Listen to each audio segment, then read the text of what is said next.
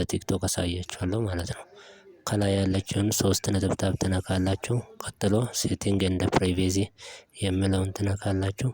ወደ ላይ ስክሮል አድርጋችሁ ስክሮል ካረጋችሁ በኋላ ሄልፕ ሴንተር የሚለውን ትነካላችሁ። ሄልፕ ሴንተር ከነካችሁ በኋላ ሪፖርት ኤ ፕሮብለም የሚለውን ትነካላችሁ።